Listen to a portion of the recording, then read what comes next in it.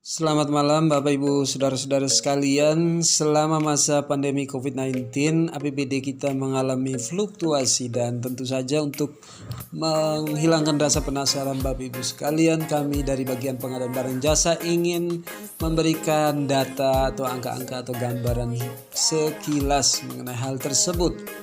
Kita akhirnya harus melakukan pergeseran beberapa kali, kami catat ada 3 kali, agar APBD kita sesuai dengan angka yang sebenarnya. Bapak Ibu sekalian, di anggaran induk untuk diingat-ingat kembali, belanja langsung kita dianggarkan sebesar 460,6 miliar dan kira-kira 49% darinya kita alokasikan untuk belanja modal, membiayai berbagai paket pekerjaan dalam rangka perolehan aset, yaitu 227,4 miliar.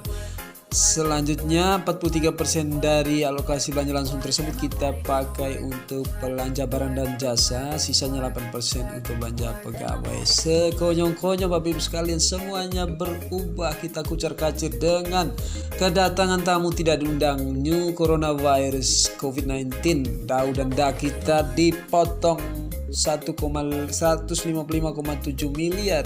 Kita harus segera lakukan refocusing, reallocation, baik untuk mengatasi atau menutup kekurangan tersebut maupun untuk mengumpulkan uang pada belanja tidak terduga. Kita catat 30 miliar waktu itu.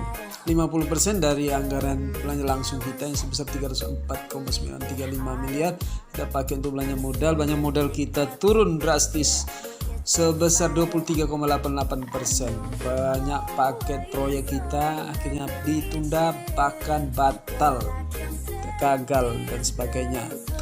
Kemudian Bapak Ibu sekalian, pemerintah pusat mencetus program penguatan ekonomi. Paket yang pertama namanya DAK cadangan. Kita mendapat alokasi sebesar 23,5 miliar. Anggaran ini kita pakai untuk alokasi kegiatan di luar bidang kesehatan dan pendidikan. Beberapa perangkat daerah mengeksekusi program ini. Sekarang sudah pada tahap kontrak. Belanja langsung berikutnya harus kita geser untuk kedua kalinya menjadi 304,935 miliar. 40%-nya kita pakai untuk belanja modal. 5,92 kita catat angka pertambahan atau kenaikan belanja modal, perolehan aset. Belanja modal ini tersebar di Dinas PUPR, Dinas Perikanan, Dinas PUPR.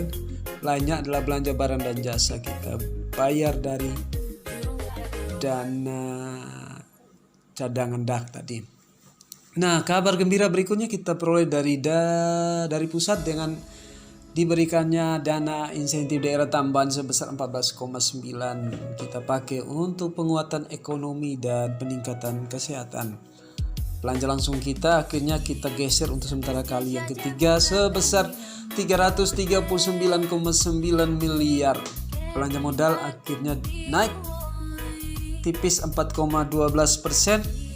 Belanja barang dan jasa 47% dari belanja langsung tadi kita akhirnya catat naik 1,05%. Dan belanja pegawai tidak diperkenankan dari anggaran belanja dari dana insentif daerah tambahan ini. Terakhir harus kami sampaikan tentang realisasi belanja langsung sampai dengan keadaan 31 Juli 2020. Kita lihat angkanya masih sangat kecil, yakni mungkin saja atau wajar saja karena semua timeline yang sudah kita susun terobrak-abrik oleh pandemi tersebut. Kita alami kevakuman selama 3 bulan berturut-turut, Maret, April, dan Mei. Tetapi itu Bapak Ibu sekalian tidak membuat kita menjadi membenarkan apa yang keadaan yang ada sekarang, eranya new normal.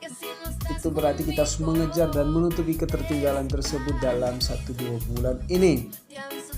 Dan Bapak Ibu sekalian, kita bertekad sebelum perubahan anggaran kita mencatat realisasi